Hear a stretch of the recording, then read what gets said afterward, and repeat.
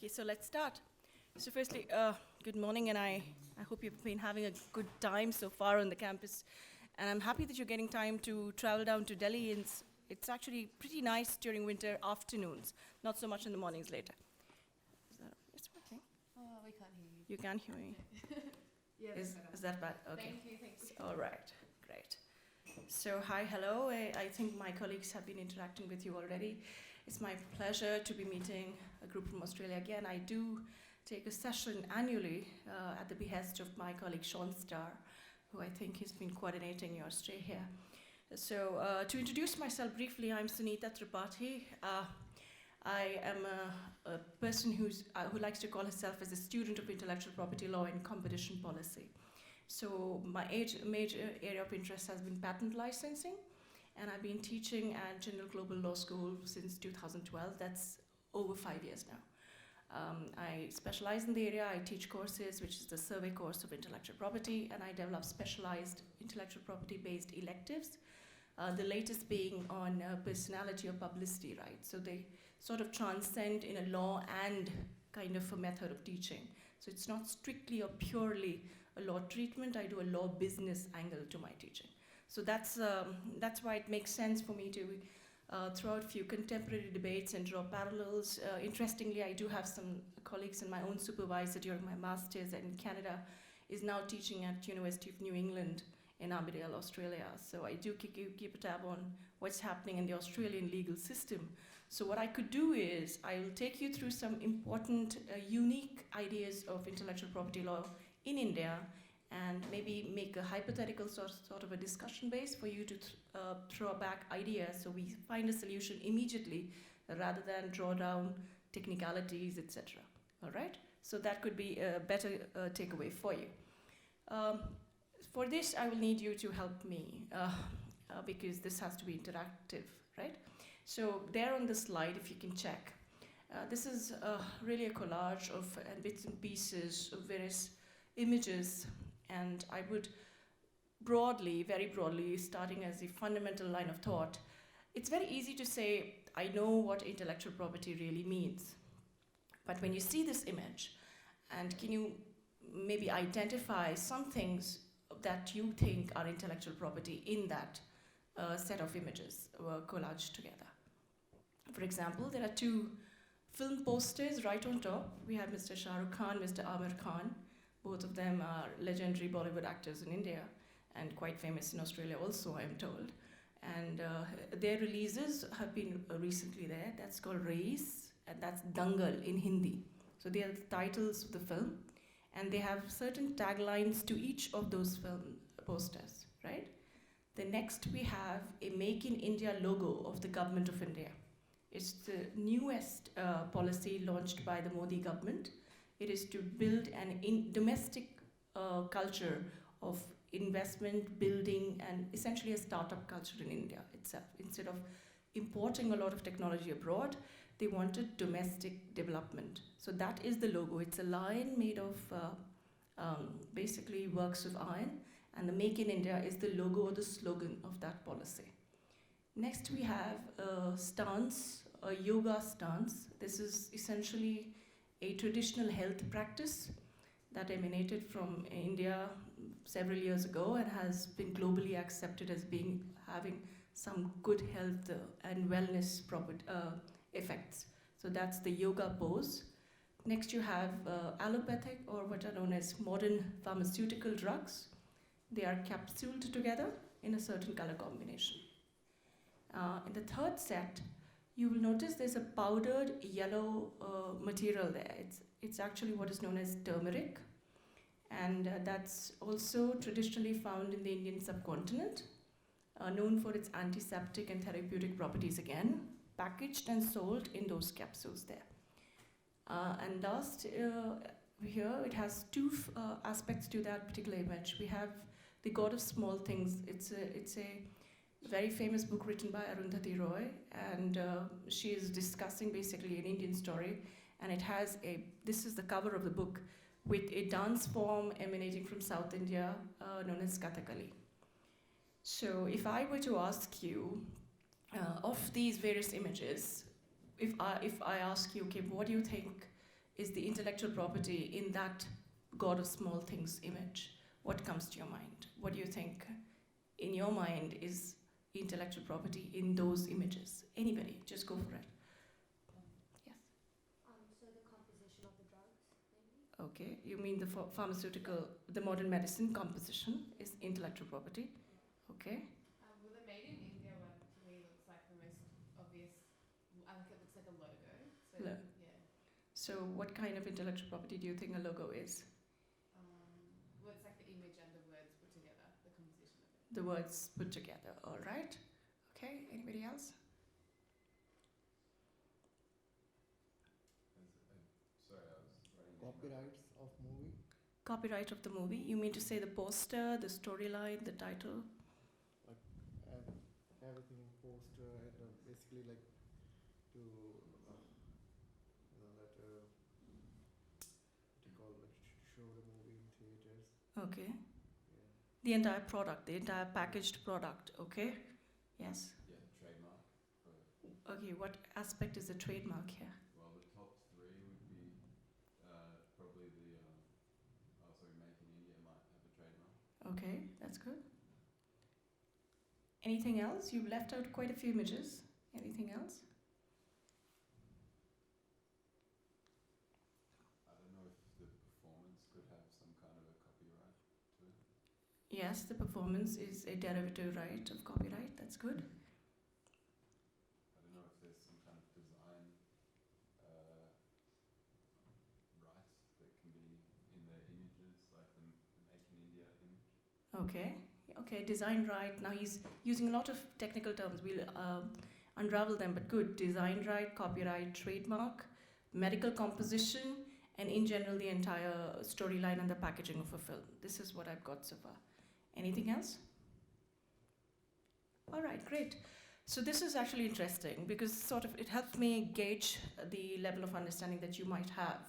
I am not expecting you to already have taken the survey course of intellectual property, but just by barely being aware of what's happening in news, a lot of times you might be hearing about litigations about a certain music album being slammed for having plagiarized another popular number or something of the sort all the time. And so it's very in passing to hear people ask you, oh, this is the way you always address a group, is that your trademark? You know, a very casual use of the term trademark.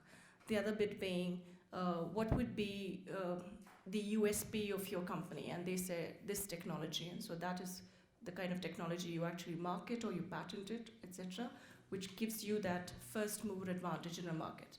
So that's the casual understanding of intellectual property. But from the legal perspective, you all right when you have mentioned what all these examples that you just gave, they're all typically known as intellectual property because they are different from tangible property. What does that mean? For example, none of you said that maybe the theater in which the movie is screened is intellectual property. You understand the difference being that? The physical property and the movie which is actually screened, which is the story, the creative output that came about through a creative process of months and years of bringing in creative minds together, and then over a span of time creating something that is going to have some kind of consumable value to entertain. So that's the purpose. So having put in something more than just physically putting, bricks and mortar, that's what gives in a sense of asking somebody, what can you do that is going to contribute towards a scientific progress or a cultural progress of society? And whosoever is able to do that is known as an intellectual, right? So intellectual property essentially comes from the idea of creating new things out of your own intellectual capacities. That is your own ideas of mind. However, ideas per se are never protected in intellectual property, and that's the important part. Why is that? And that's where I will go ahead. So there's, traditionally speaking, let's come to the economics of it all. The commons is a term borrowed from British English.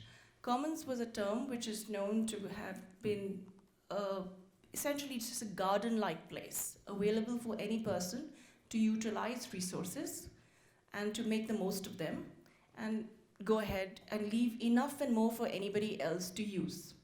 So it's essentially not belonging to any one person. It's belonging to all.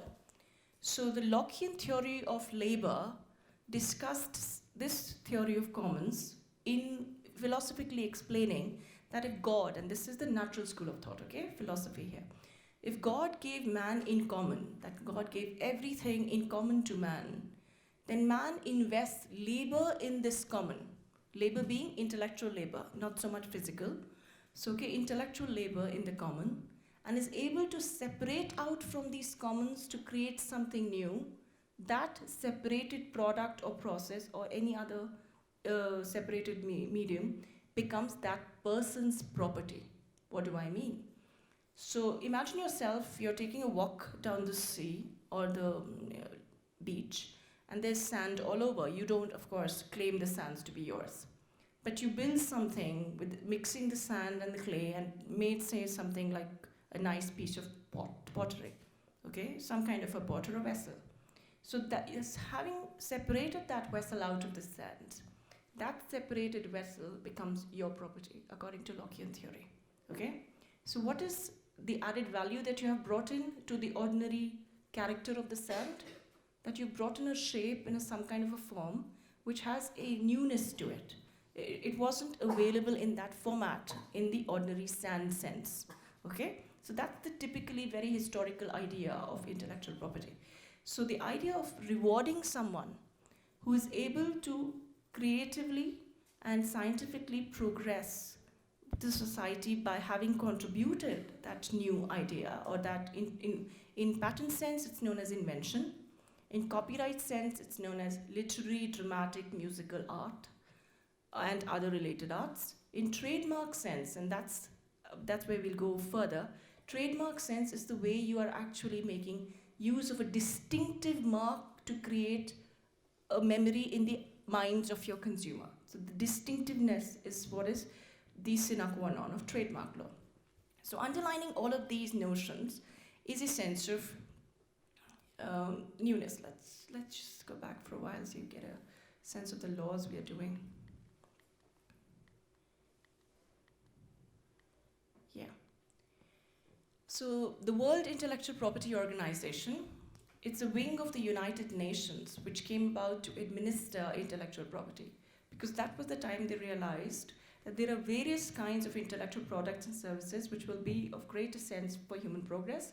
Let's administer globally what kind of minimum rules should be required to have an intellectual property protection.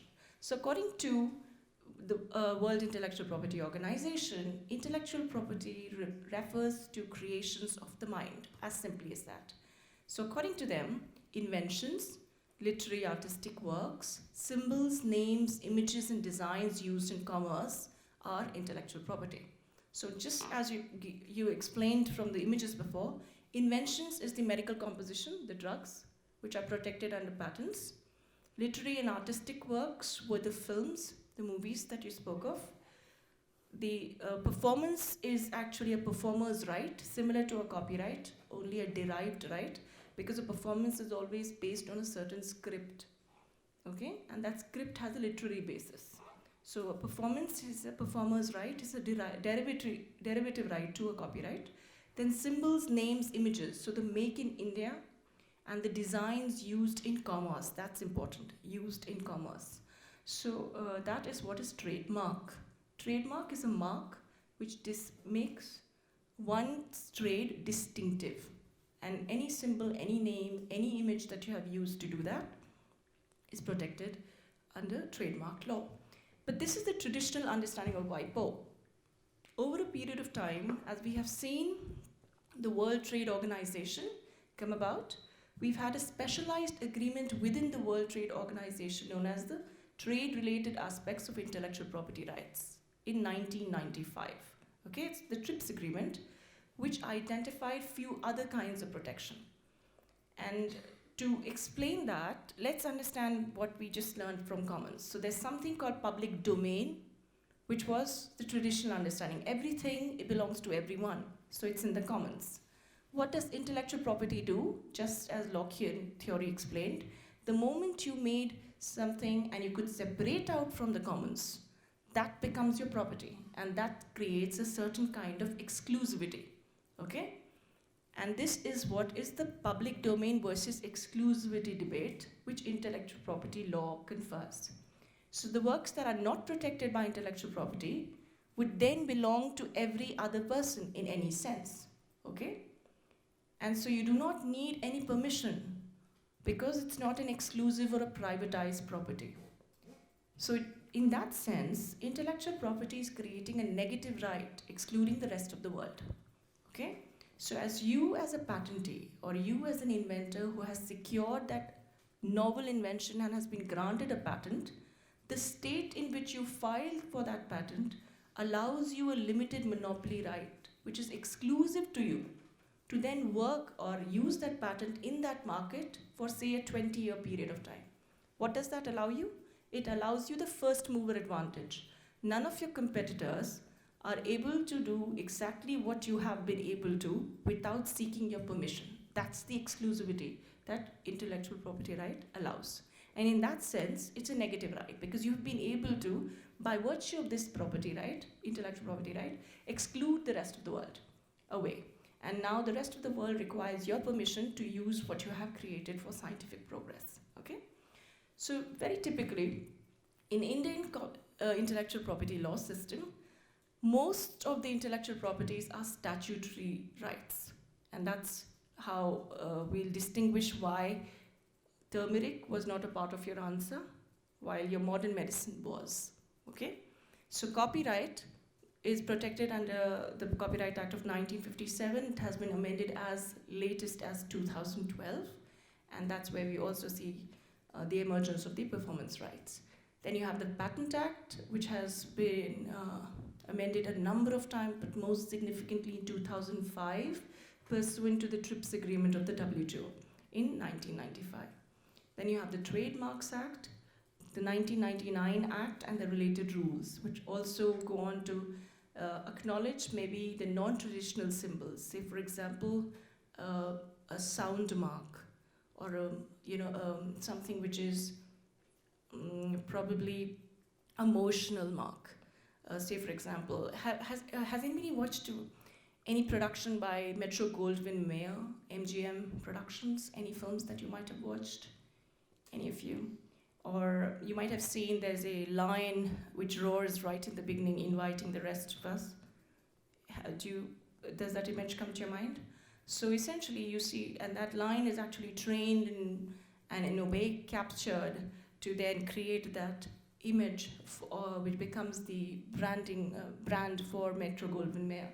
And the way the roar of a lion is a natural sound. It cannot be privatized otherwise. But MGM, the way they have designed that and invested in creating that particular motional mark or a sound mark, has been able to successfully ensure that any person who sees a certain kind of a movie opening and a lion roaring knows it's an MGM production.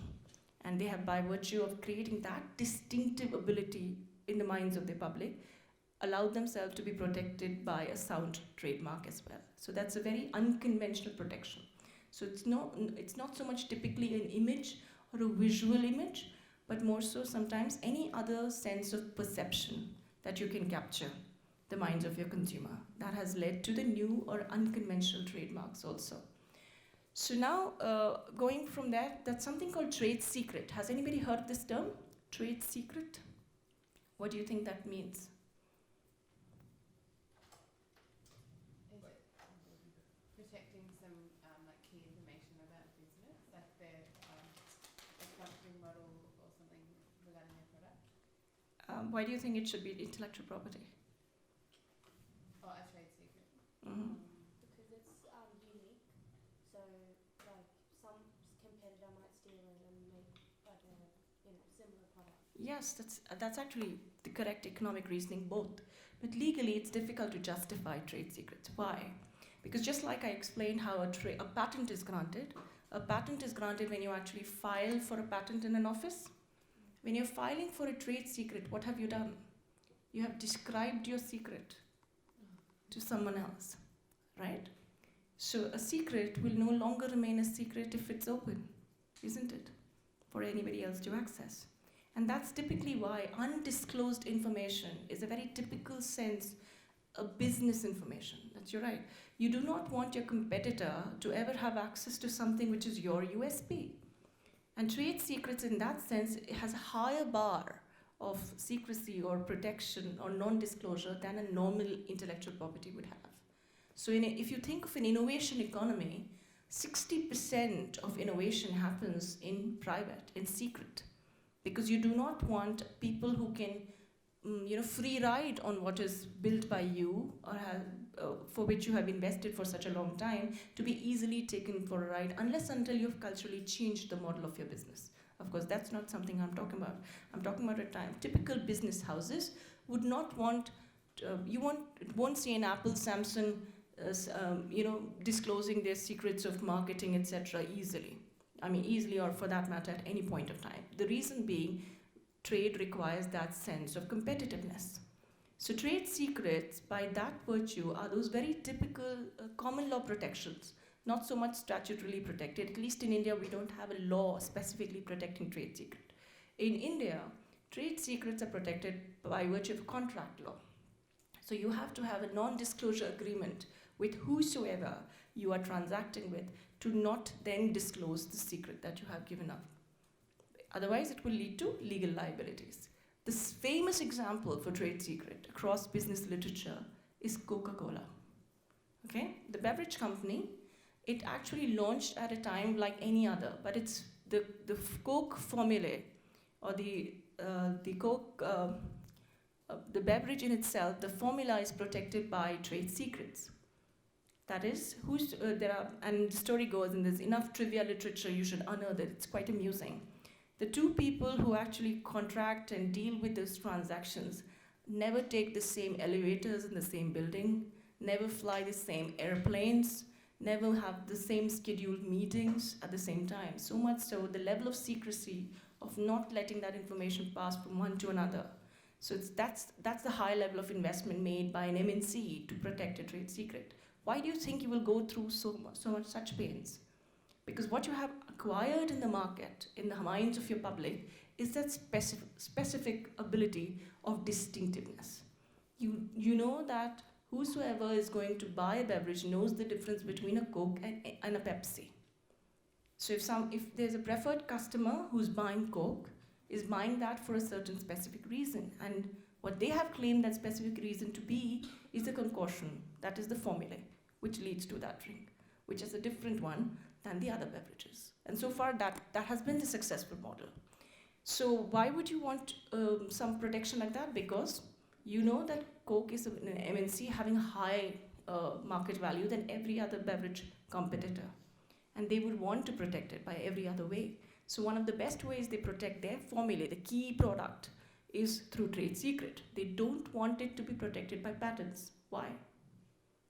Because here's the difference.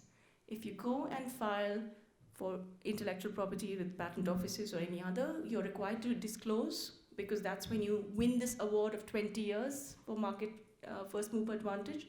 After the lapse of this 20 years, that invention falls in the public domain, okay? For anybody to use, including your competitor. So what is this quid pro quo in contract sense?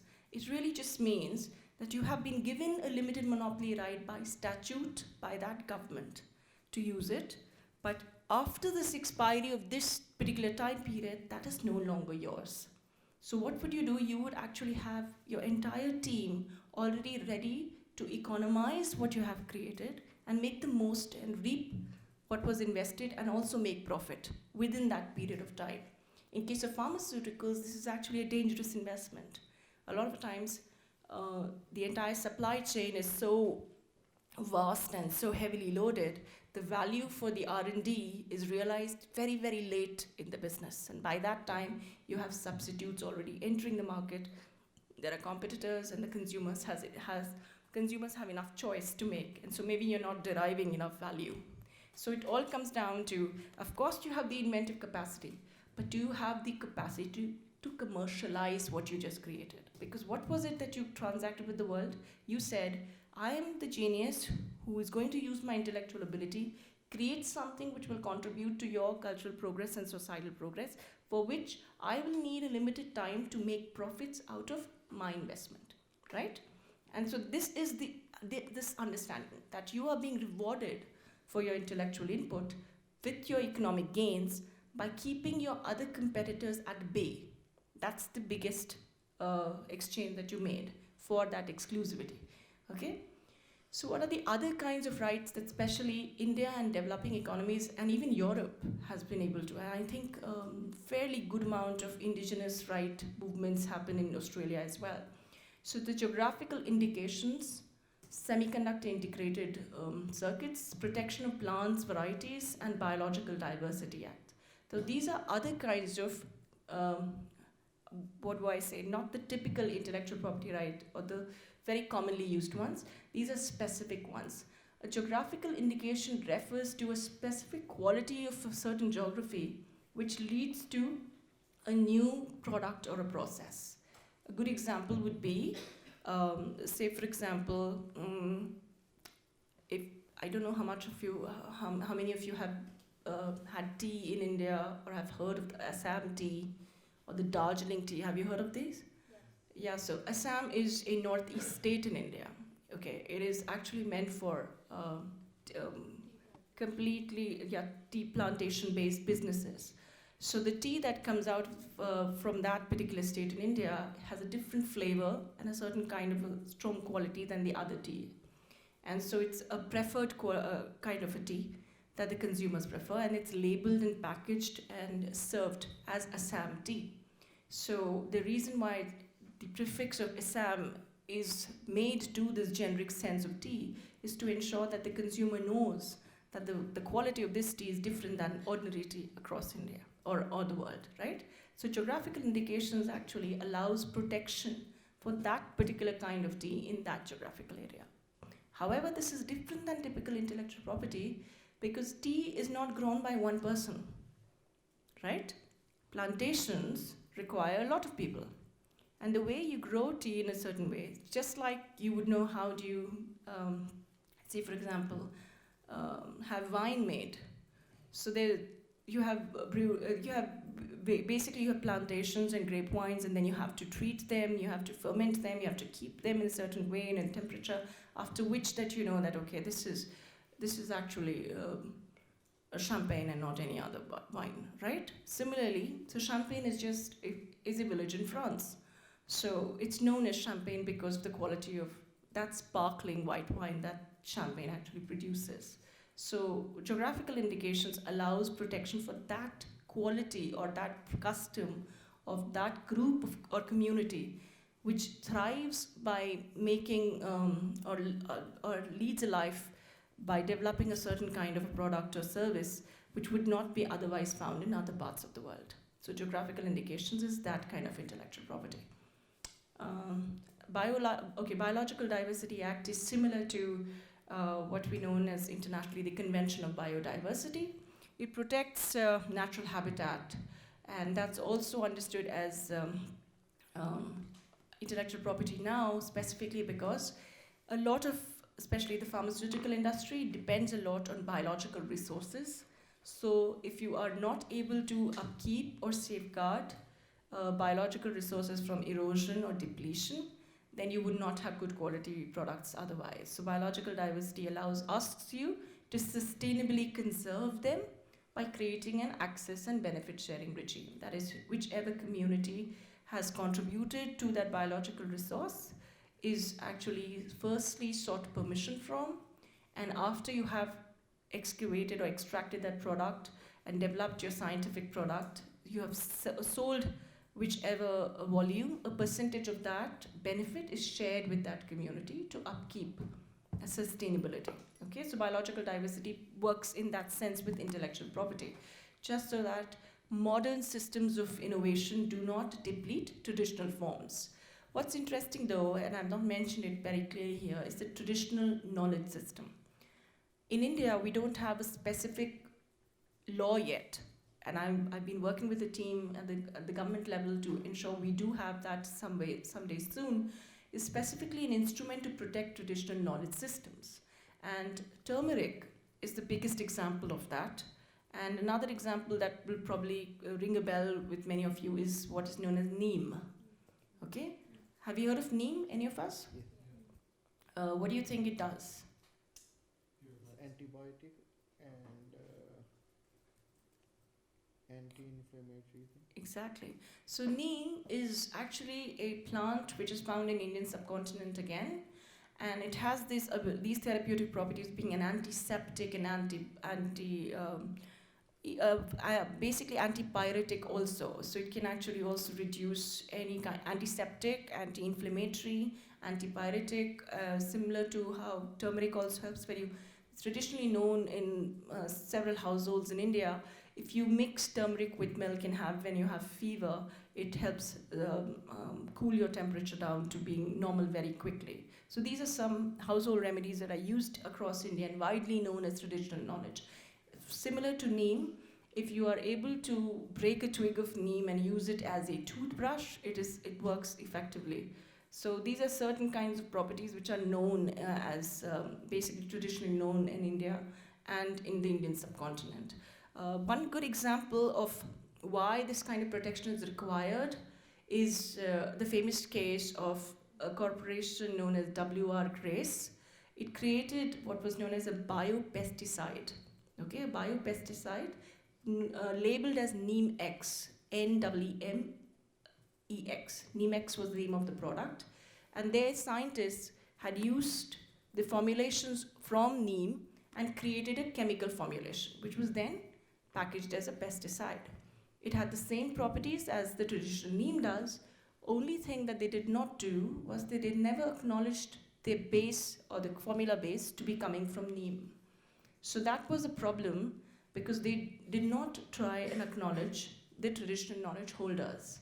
And this became a huge litigation, and it was required by the European Patent Office to then revoke their patent on Neem-X and go and ask for the benefits and the profits to be shared with the traditional knowledge holders. This was one of those biggest landmark judgments which sort of brought the modern IP systems and the traditional IP system, that is traditional knowledge systems, in conflict. And in the center stage of this kind of conflict was India. While this is traditional knowledge, another good example that I could leave you to think about is trademarks.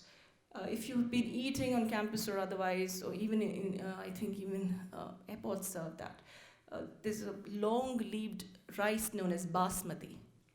Okay, it has a separate kind of interesting aroma to it. Basmati is a rice formulation which is found mostly in India, Pakistan, Sindh area. And it's grown with certain kind, you have to have a water level content to rear that. It's a very sophisticated, high-priced product, mostly exported by India. So we've had situations where I think We did Texmati out of Basmati. It was by crossing it with a drop plant in Texas. absolutely. So that was another case of infringement, where we had a United States-based group creating a formulation similar to be looked at as Basmati, but they marketed it with the name of Texmati. And that's where we realized that if you don't have protection for geographical indications or traditional knowledge, it can be easily eroded through infringement activities, and then calling it modern IP protection, because then you'll have a patent system or a trademark system in conflict with the geographical indication system or the traditional knowledge systems. So that's where the politics of IP comes into picture.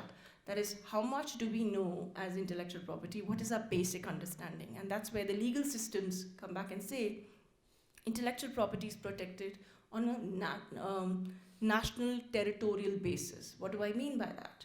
There is no such understanding as a global patent. You cannot have one patent which is protected globally. What you need to do is you need to have a patent protection in each country whose market you want to enter, because that's what the patent right gives you. So with the WTO, or the World Trade Organization, there has been a harmonized understanding of what kind of patent systems will be protected across the WTO signatory states, and if there is an infringement action, what kind of similar remedies be given. So after the TRIPS, That's when the term of protection of patents became uniform. That's 20 years. Okay, I'll take you briefly through, I've already started talking about debates because I do know you're about to travel out. So I have around, I'll leave you in 10 minutes if that's all right. So the Statute of Anne is the common law statute which actually started discussing copyright more seriously. Otherwise, copyright was always understood to be a stationer's right, or a copyright guild, a group of people who had publishers' rights, who brought in these other folks together, and they produced books and mediums of learning. And that was given some kind of a licensing ability by the Crown. That's the common understanding of copyright. It was never seen as anything which was creative. But by the Paris Convention's times in 1883, this notion needed to be solidified, because it was easy to copy if you could not trace who actually wrote it. Okay? So what does copyright really confer? It confers an ability for you as an author to assert the right to make several copies on your own, or to authorize somebody else to make those copies on your behalf. But it also allows you to protect yourself from any person who hasn't sought permission from you and has been using copies of what you made. Okay? What does this mean? So think of it as a tripod. You have the author, you have the intermediary, you have the public. The author is the one who's the intellectual, the one who's creating something which is an original expression. And then you have the intermediary, which is the publisher, who has the finance and the ability to market what you created for the public to consume, right? So if you think about it in purely economic terms, this demand of creating new works can be driven by few things. The demand of the public, that is, the public wants certain kind of material to be given, and so the intermediary who understands the ability to profit from that demand then reverses and asks the author to produce those kind of works. Okay? So the author is actually an agent of the intermediary then. Okay, that's the modern system publishing. And if you think about it, typically, copyright is to protect this author's creative endeavor from being copied anywhere else. So the author then might not have the business ability or the acumen to sell to as many public, but has the ability to write good books, to write good songs, to make great music, to draw, to create art, etc. So the artist in that person needs to be protected from other versions of copies, right? But here is the interesting part. An author typically seen, and I'll give you an example of the Indian case law here. An author typically seen is not so much bothered by what is the intermediary's idea of business. The author wants to be read. The author wants follow-on authors to cite and create new works depending on their work. That's the traditional notion. That because I was not born an author, I was actually exposed to that kind of culture of reading, thinking, and writing. I want others to do that too. So the ability of a creative mind is much different than an economic mind, typically speaking. That's what copyright tries to see. So in India, there's a specific aspect within copyright law known as moral rights. Okay? I'm yet to find out very clearly about the Australian standard on this, but moral rights are not prevalent in civil law societies. So the areas, especially speaking, even United States for that matter, does not regard moral rights as a very, very high regard. So there is a moral right component to a copyright, and there is an economic right component to a copyright, okay? So an economic component would be creating licenses, creating assignments, having royalties brought back. What does moral right compose of? A moral right comes back from a Hegelian idea of personhood. It says, or Hegel actually propounds, that any person of a creative ability extends their personality through this creation. So that creative work is an extension of that person's personality, and that cannot be reduced or rebuked or dishonored at any point in time. And that is what is a moral right. It's an inalienable right. It cannot be transacted in monetary terms, okay? And that's a very typical non-civil idea of a right, That is, you're creating something because by the status of an author, you have a moral right, which is more than what an intermediary would have. So if a publisher goes and commissions and says, I want you to write a love story for the Valentine's Day market, okay? And you write a love story, having similar components, of course, but you've expressed it very, very originally, and that's now going to enter the market. You're young folks who are traveling India, and you have probably read a lot of, I don't know, who are your favorite authors? But the typical speaking, if you want to really compare, you might go back to Jane Austen's Pride and Prejudice and go and see, okay, fine, that's the kind of interesting love story base that I would want. And then you read this author and you see, okay, this is just trash, okay? And then you're free to keep that opinion by freedom of speech. But what are the other things that you cannot do because of a moral right, for example? And that's where this debate comes. Can you then, have you ever taken a book you don't like or you've just burnt it as a protest? Typically, none of my students have very vocally answered that in affirmative. But speaking just in sense that, you don't like it, or else you take a book and your friend wants to read the last chapter and you're reading the first, you tear the book and say, okay, you read the last chapter and give it to me once you're done. You do that all the time, do you? See, but can you not do that? Because you bought that book. That's the point, right? So you are the buyer of the book. You have owned it now. That piece of book is yours. But can you then do this? I'll give you another example. You were invited, you're going to Mr. Jindal's lunch, I believe. So if you happen to go to India Habitat and you see an art gallery, and you see the modern piece of art, you like something, you find it's affordable, India, it's cheaper, you buy it, you bring it here, and then you take it back home. The moment you put it in your dorm or your houses, anywhere, somebody comes and says, that does not seem like an impressive piece of art. So you're sort of embarrassed by what you bought, and what do you do? Can you take that and use that painting as a toilet seat? Did you get my example? So you bought it, you bought that article of commerce, you've changed the character of that article to something else, okay? Moral right does not allow you to do that. That means the author can go after you and take you to court for having distorted that work, despite the fact that you bought it. You didn't steal it, you bought it. So that article was yours. So moral right, because that's an extension of your personality, okay, that author's personality, that author does not allow you that right to distort the work to an extent that it is unrecognizable from what it was made. Okay, so that's where moral right conflicts with a lot of other mediums of policy in intellectual property law. So typically speaking, these examples that I just gave come to say that probably in India, the author is held in a pedestal, which is not true, okay? Simply because, and that's the fact of the medium, the intermediary knows the market and the ways to make the marketing done. Okay, now the trade is also transborder.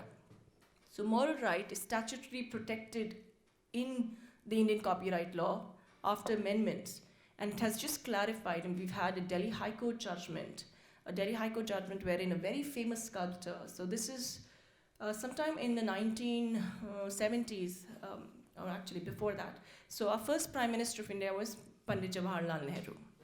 Okay, the Free India was actually, the first executive of Free India. So he had commissioned a certain artwork by Mr. His name was, I'll give you his name. The moral right case, he's a very famous sculptor, the name will just come. Amarnath.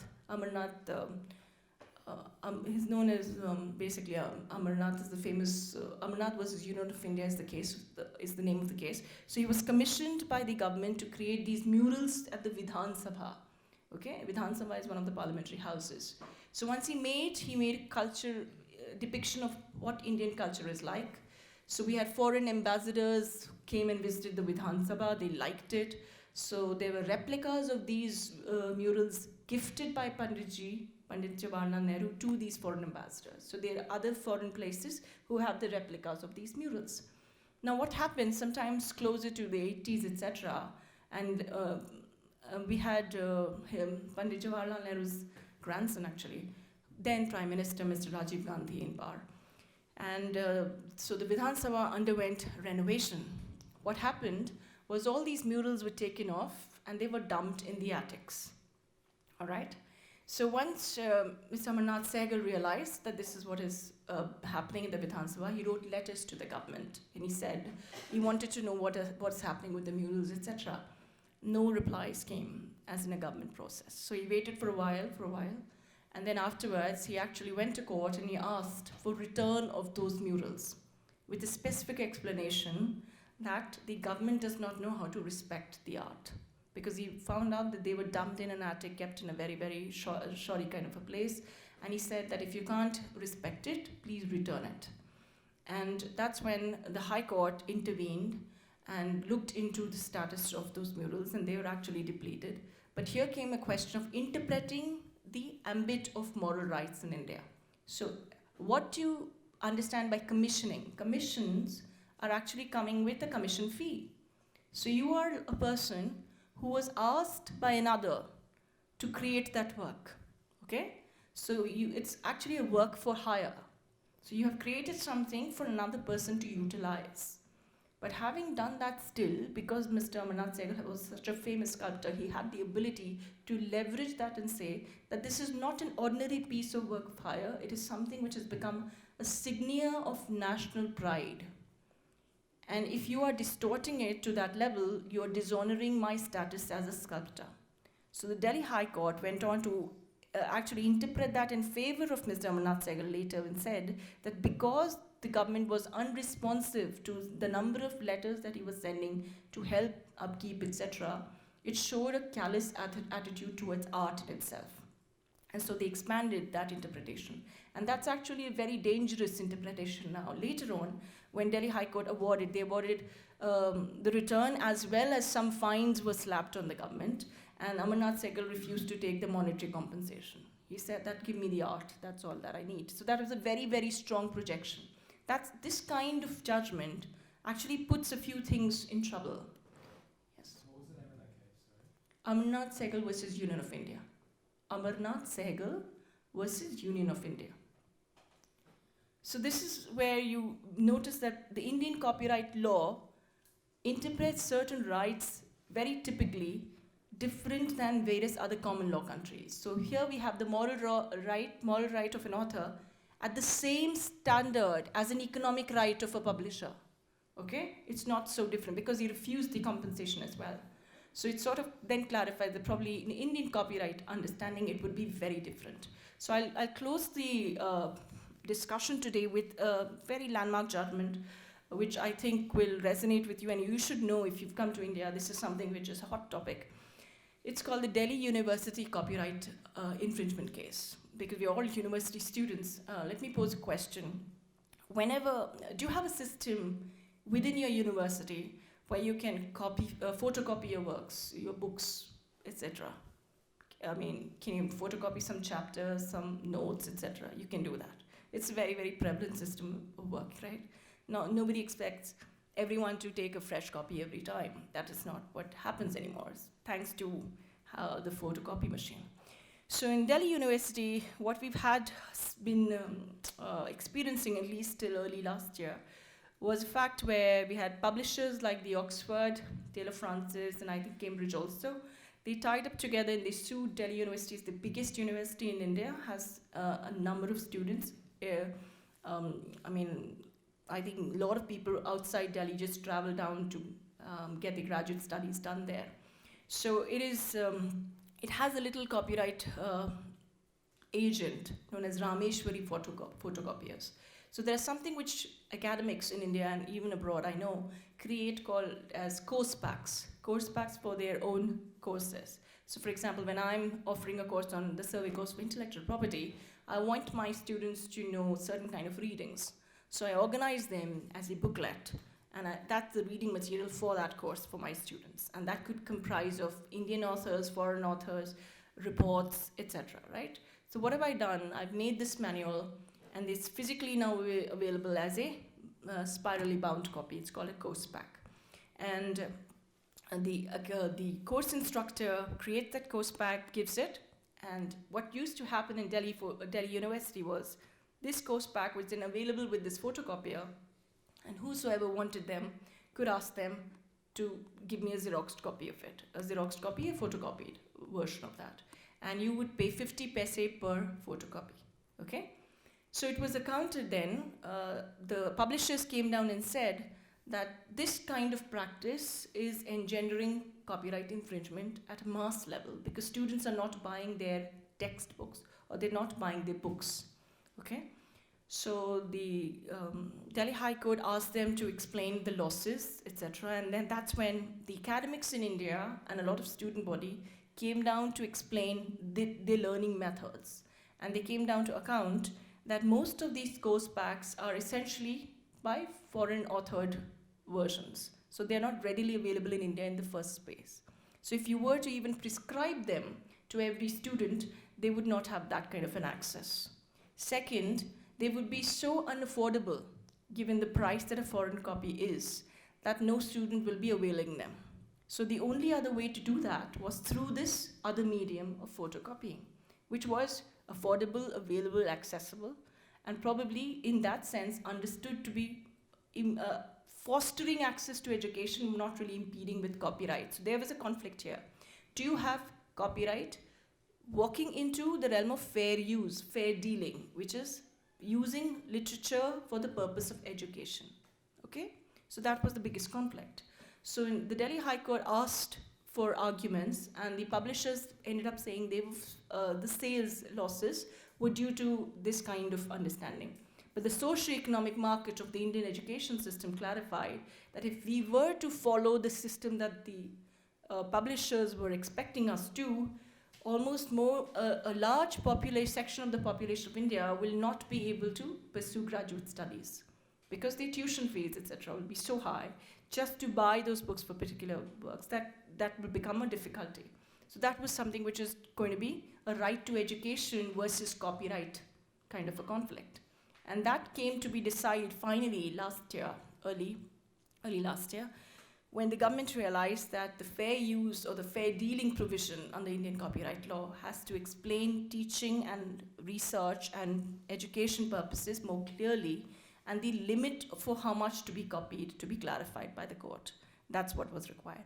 However, none of the course packs, and this is across the world, the use of a course pack is not held to be illegal in any court of law.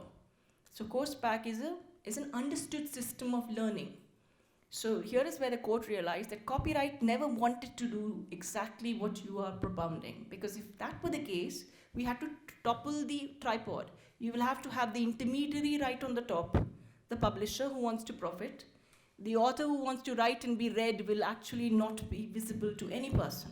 And the public will be burdened with the costs of the intermediary, right? That's the system which will frustrate the learning environment. So you will, the moment you read a book, you want to eventually, in some point, write a book. That's the understanding. That once you have access to reading, you like reading, you will write, and you could become an author. So follow-on author is the purpose for which the copyright protection is given. You encourage somebody who has that creative ability, you incentivize that person, but you don't frustrate the system because of this demand-supply costing. And that's where this case was held in favor of the students and the academics.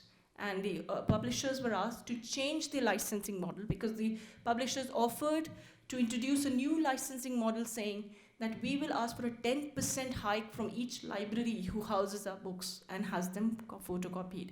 Because that means every year with your tuition, 10% will be gradually incremented. So it would become like a property, a piece of land. Once you lease it, every year there is a property tax on it. So that's the level at which we will go. The court did not allow for that. This matter went all the way to Supreme Court.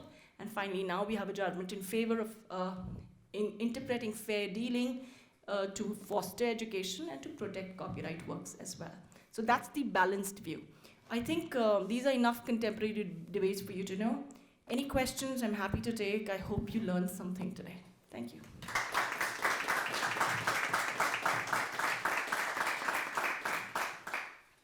I'm on time. Are you all set? All right. Thank you.